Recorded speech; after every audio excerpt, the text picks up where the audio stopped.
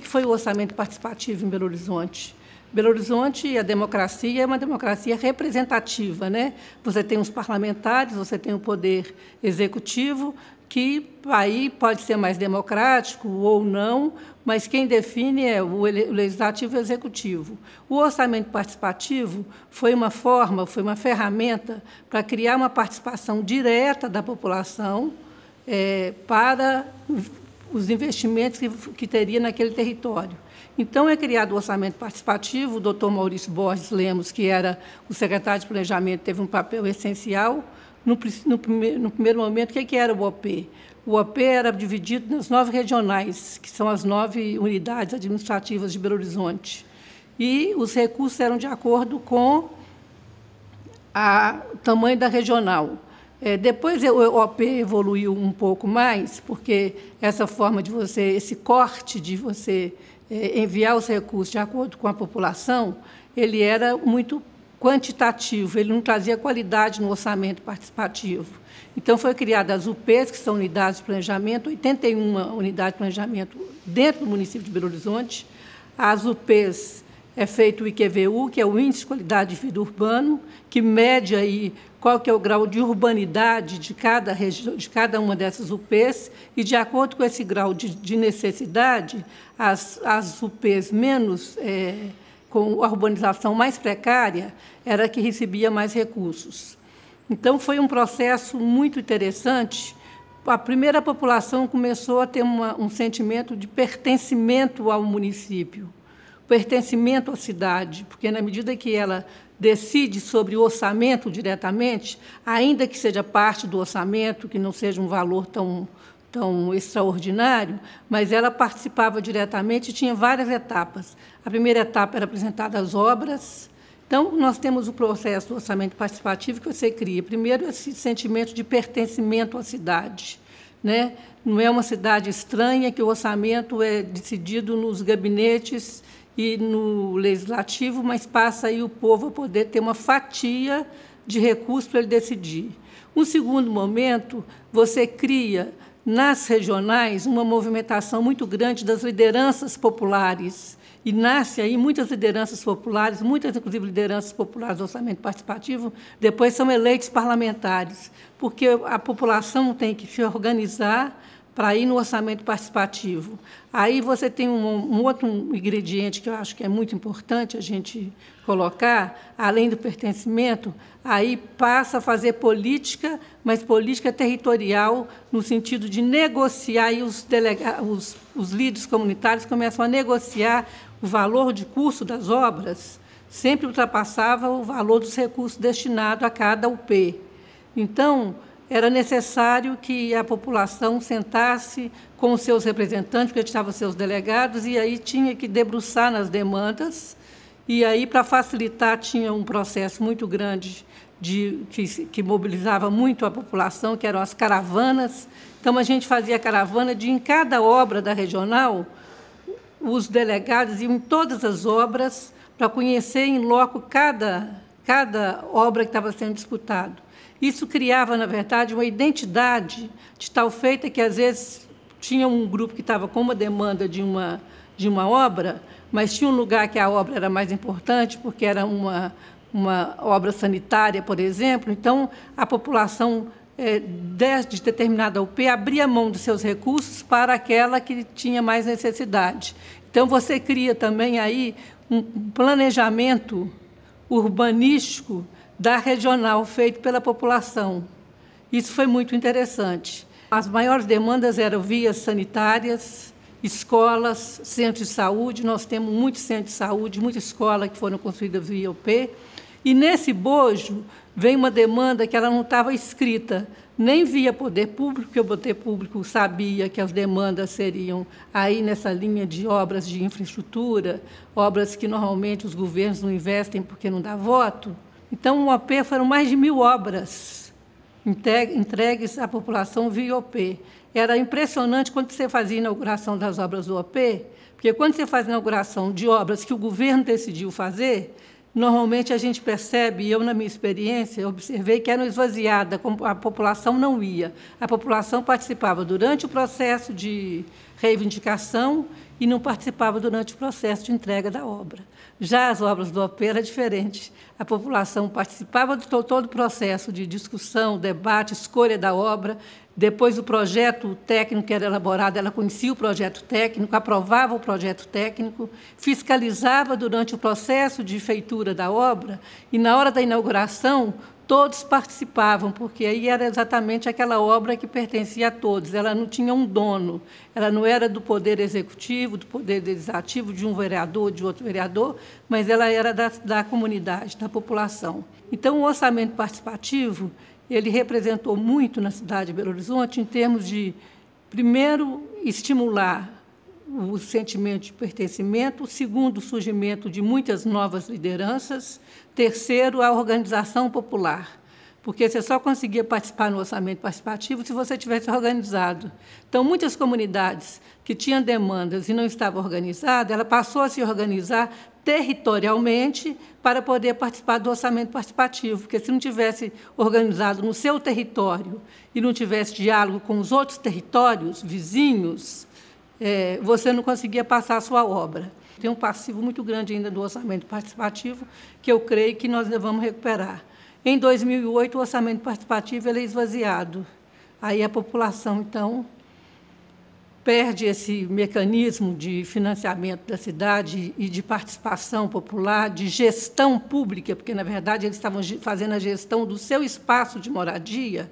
Infelizmente, a gente perde, e perde com isso esse sentimento de pertencimento. Os centros culturais, eles surgem dentro do orçamento participativo de que maneira? Aqui na regional, a gente sempre discutia obras de infraestrutura, escola, centro de saúde, pavimentação de vias, e aí surgiu uma necessidade. Aqui na regional, o primeiro centro foi o Liberalino, ali na Pedreira, né, que já funcionava como centro, e aí a comunidade que forçou o processo, eu fui autora, inclusive, da lei que criou o Centro Municipal de Cultura Liberalino.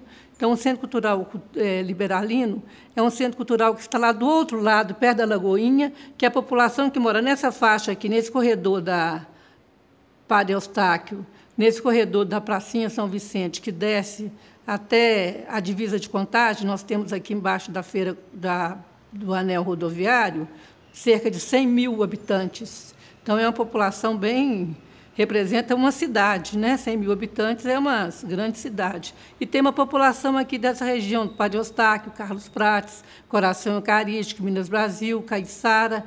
Então, não tinha nenhum centro cultural, nenhum espaço de lazer. Belo Horizonte, antes do orçamento participativo, os equipamentos culturais eram muito centralizados e muito elitistas. Aliás, até hoje, as políticas públicas na área de cultura são muito elitistas. Nós não conseguimos quebrar ainda a espinha dorsal dessa cultura elitista.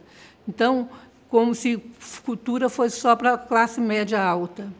Os centros culturais surgem muito naquele mesmo sentimento que foi na França, na década de 70, quando surgiu os centros culturais operários. Essa regional aqui sentiu o desejo, a demanda, sentiu o desejo de ter um espaço de cultura. Tem vários grupos de cultura aqui nessa região, vários grupos de capoeira, vários grupos de congados. O território não tinha um espaço de cultura.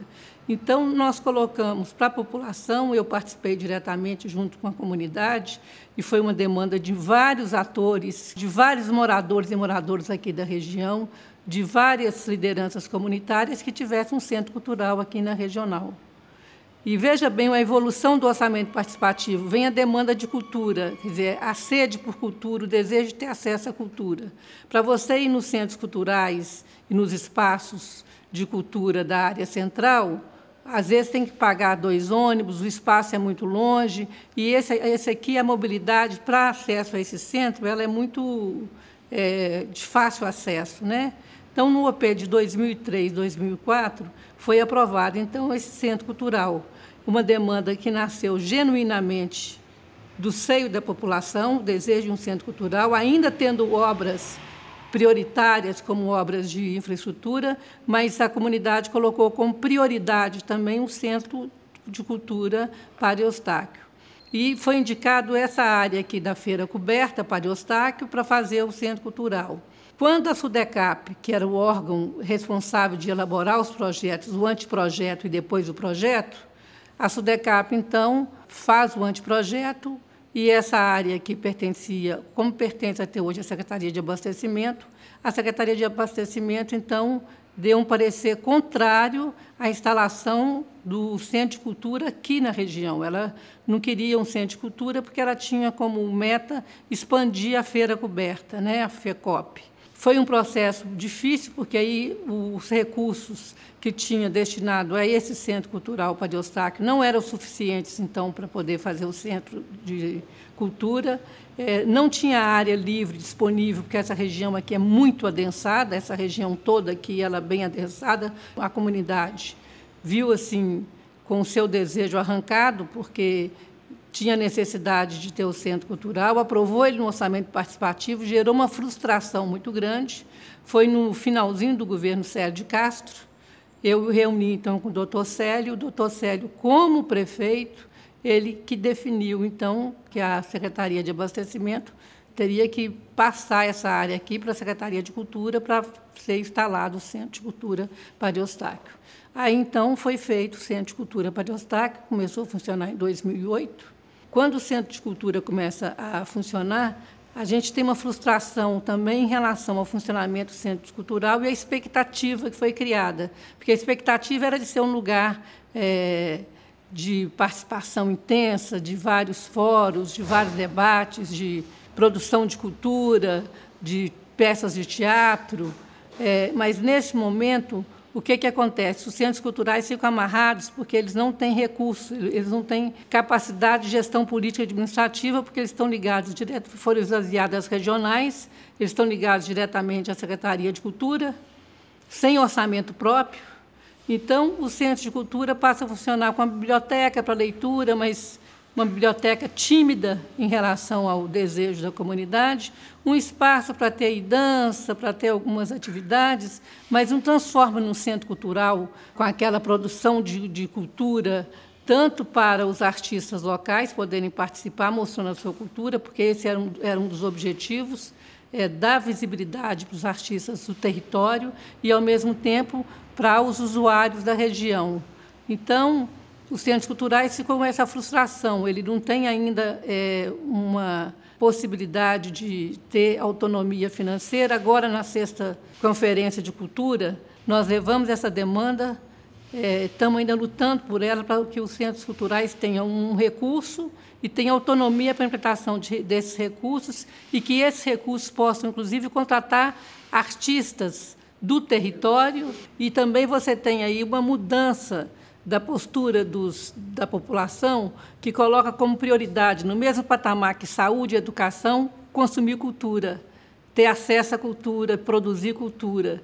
Então, você tem aí uma equivalência. O processo foi muito interessante, porque, na mesma época que foi aprovado o Centro Cultural, foram aprovadas escolas também. Então, o Centro Cultural ele entra com esse grau de importância.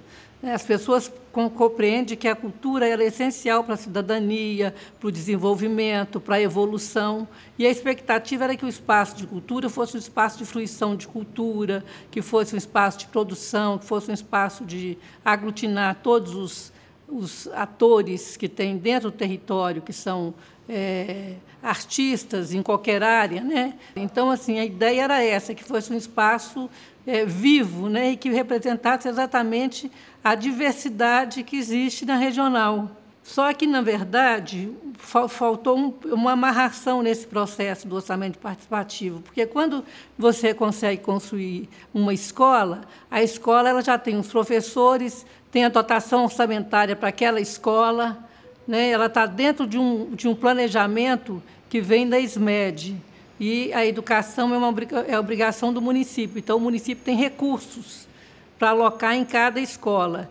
Como o SUS, cada unidade básica de saúde, ela tem o seu recurso humano, tem o seu capital intelectual, tem a sua estrutura, tem os medicamentos, porque tem recursos alocados para cada centro de saúde. E a gente cria os centros culturais em Belo Horizonte, cria o Centro Cultural Padre Eustáquio, mas sem ter recursos alocados para o Centro Cultural. Então, na verdade, essa expectativa que existia, a gente conquista no orçamento participativo, consegue fazer um convencimento da importância da cultura, a população sente essa demanda de ter o pertencimento, de ver os seus artistas locais, de ver o seu espaço produzindo cultura, especialmente com as crianças, e a gente não tem uma dotação orçamentária. O orçamento participativo, quando ele surge por uma ação de governo, não é um programa, né? O governo no campo democrático popular, o prefeito eleito à época foi o Patuza Ananias, é importante ter esses registros históricos. Em 92, em 93 já tem o orçamento participativo.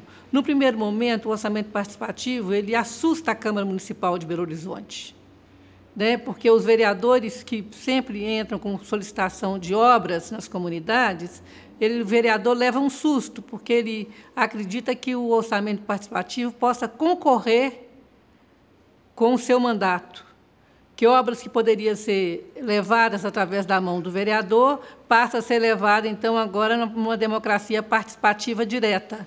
O Executivo não dialogou, não discutiu isso com o Legislativo. Por várias vezes, no início, o Legislativo tentou vetar o orçamento participativo. Só que o orçamento participativo vinha de parte do orçamento aprovado na Câmara Municipal, que era o orçamento que tinha para obras. Então, a prefeitura, que era a gestora dos recursos públicos, né? O montante de recursos que se definia era muito pouco, o orçamento é muito amarrado, porque você tem o orçamento aquilo que é pagamento fixo, que é pagamento de folha de pessoal, que é o que você tem como rúbricas já definidas. Então, a parte de que você tem custeio, a parte que você tem para investir, ela é pequena. Então, no primeiro momento, você tem aí essa concorrência da Câmara. Mas, imediatamente, eu participei muito desse diálogo na Câmara, desse convencimento de que, ao invés de colocar como concorrente, que os vereadores se colocassem ao lado da comunidade, ao lado das lideranças comunitárias e fosse participar diretamente no orçamento participativo, com as suas bases, né? Porque aí você não tinha manipulação do vereador ou da vereadora, eles iam junto com a comunidade, com as lideranças sociais e com o Poder Executivo, construir esse processo, que é um processo de participação direta. Nesse tripé, tem o poder público, que também tem uma estranheza.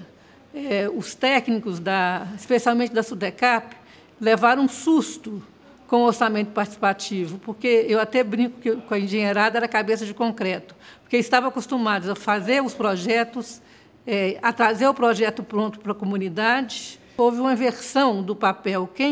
Quem define as obras é a comunidade, os técnicos elaboram um anteprojeto, trazem esse anteprojeto de volta para a comunidade e a comunidade, então, vai aprovar o seu anteprojeto. Imagina o que é para um engenheiro escutar da comunidade, né, dos atores locais, não, essa obra de infraestrutura fica melhor passando por esse caminho. Então, assim, dando palpite naquele projeto técnico. No início houve muita resistência, mas até que eles absorveram que quem é o morador do território sabe melhor qual obra que é mais adequada, de que forma que é mais adequada. Você vai fazer uma rua, você vai fazer um passeio, você tem que fazer por onde as pessoas passam. Você tem um jardim que você vai fazer, tem aonde as pessoas fazem as suas pegadas. Então, teve que ter uma adaptação do corpo técnico da prefeitura, foi um processo difícil, para poder estabelecer diálogo, conversar, até aprender a conversar, porque a comunidade ela fala, mesmo que ela às vezes não esteja com a razão na proposta técnica que estava fazendo, mas eles tinham que também dialogar com a comunidade. Você tem um quarto ator, que são os funcionários da prefeitura, que têm que se adequar também a essa nova realidade e que têm que compartilhar conhecimento, compartilhar saber. Então, esse corpo técnico vem trazendo o seu conhecimento e a população vem trazendo o seu saber sobre o seu local de moradia, de existência e de resistência, né? Uma área que sempre teve muitos recursos destinados para áreas de risco. A população sempre teve esse sentimento. O processo que eu acho que foi mais difícil foi o dos funcionários da prefeitura, os agentes públicos da prefeitura de carreira, que tinha que trabalhar diretamente com o orçamento participativo, foi um processo de aprendizado muito grande. E eu diria que nós deixamos um capital intelectual extraordinário na prefeitura. Esse congelamento foi feito do orçamento participativo, até do orçamento participativo digital, embora a comunidade esteja parada, mas, na verdade, está adormecido nos corações das pessoas. Eu encontro com muita gente que fala, olha, o nosso orçamento participativo tem obras pendentes e tem que voltar.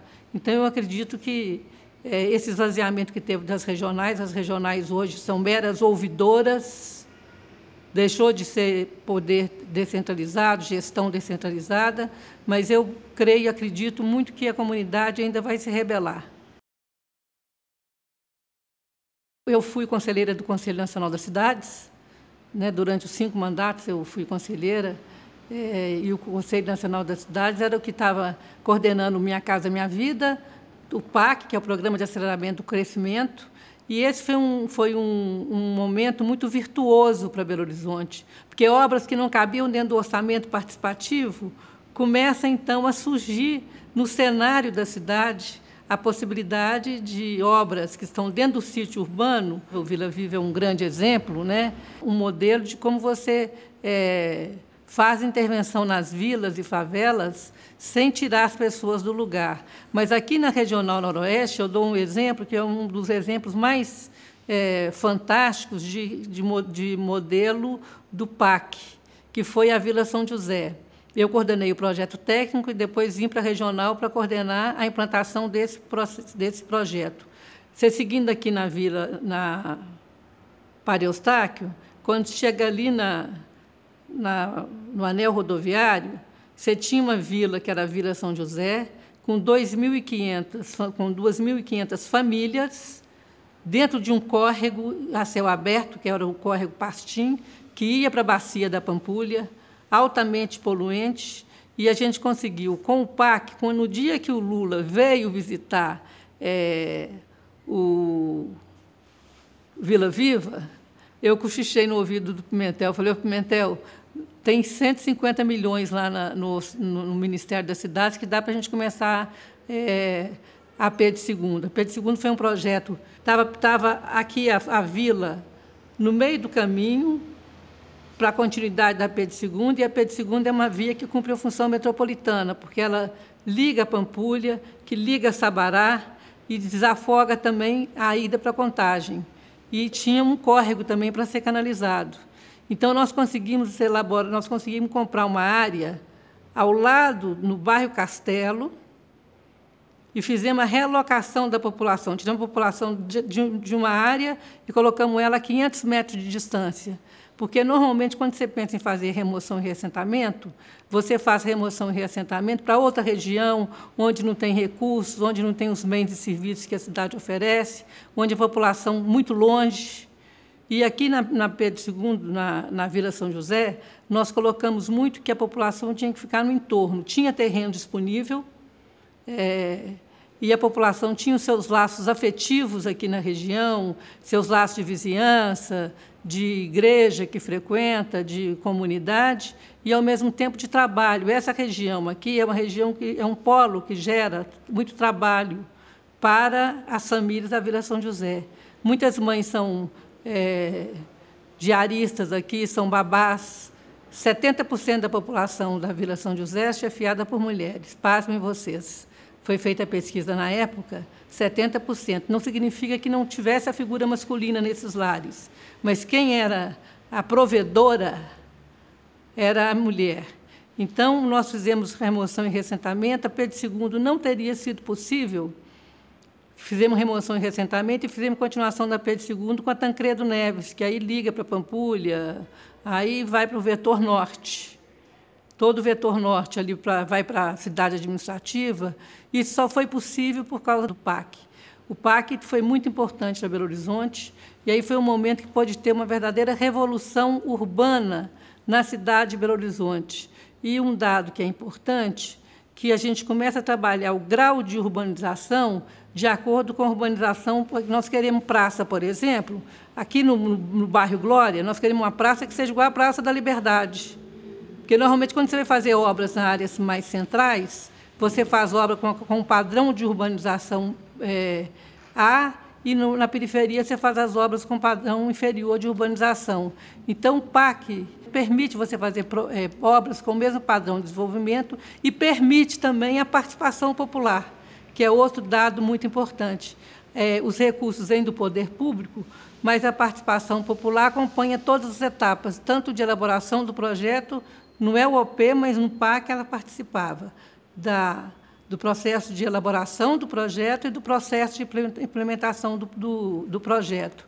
Foi um processo muito auspicioso, e tem um outro dado importante, que foi o combate ao desemprego, né? Porque quando foi uma medida anticíclica, que combateu o desemprego, porque o desemprego estava alto, o PAC, com Minha Casa Minha Vida, que também tem um papel muito importante para Belo Horizonte.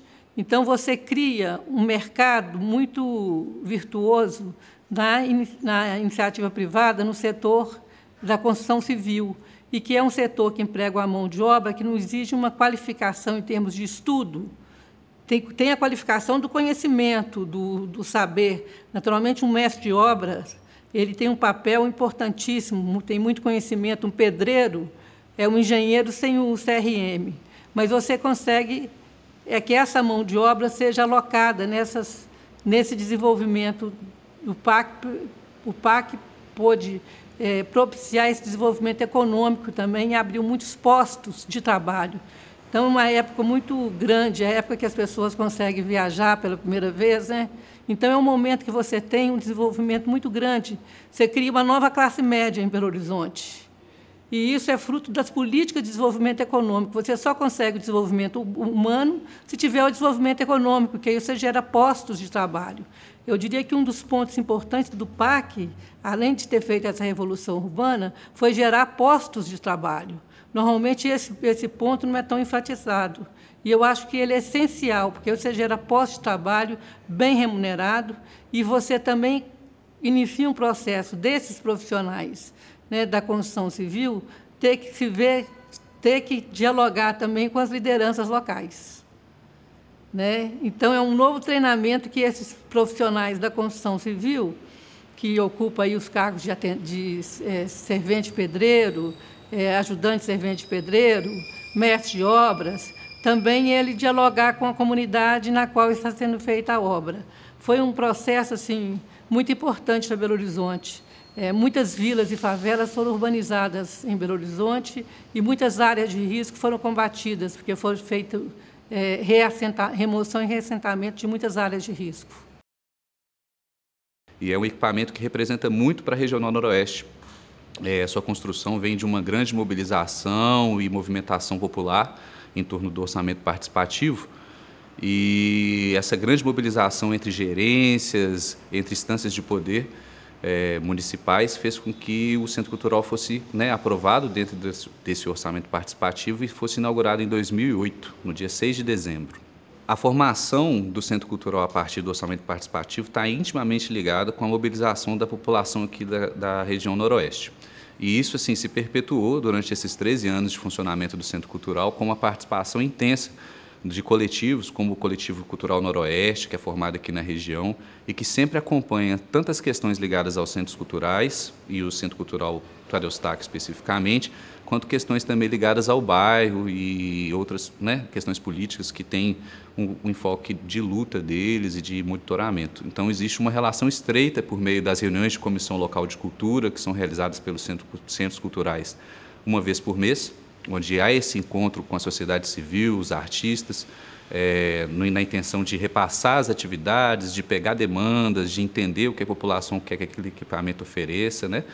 E é bem nítido dentro do Centro Cultural Tadeu Stack a participação popular, tanto no processo de construção e a perpetuação desse acompanhamento popular aí durante seu funcionamento até hoje. Na região noroeste, nós temos esses dois centros culturais, o Tadeu Stack e o Liberalino, e eu entendo que existe uma mobilização popular concentrada dentro de cada um desses centros culturais, né? Existe uma participação, eventualmente, da nossa Comissão Local de Cultura, de integrantes da sociedade civil em outras comissões locais, para entender bem o funcionamento de outros centros culturais, mas a gente percebe que há uma concentração dentro das nossas ações, né, de participação popular e de reuniões públicas, de uma participação popular concentrada aqui da região, principalmente desses coletivos populares que se estabeleceram. Ao longo desses 13 anos de funcionamento, o Centro Cultural Padre Eustáquio foi criando uma relação intensa com moradores, artistas, né, aqui da regional, o que propiciou a criação de várias atividades. Aqui a gente tem atividades de bem-estar e lazer, como dança livre, larutã, atividades concentradas dentro das danças, principalmente o forró, danças populares, e também existe uma aproximação muito grande com o chorinho, que é um movimento cultural, né, musical, muito concentrado aqui no bairro Padre Eustáquio, na Lagoinha, na região noroeste como um todo. Então, atualmente, a gente desenvolve atividades que estão ligadas aí já à história do Centro Cultural, né, dança, yoga, Lian Kun, algumas parcerias como com a Secretaria Municipal de Saúde, com o CRAS, em alguns atendimentos eventuais que são necessários aqui na região.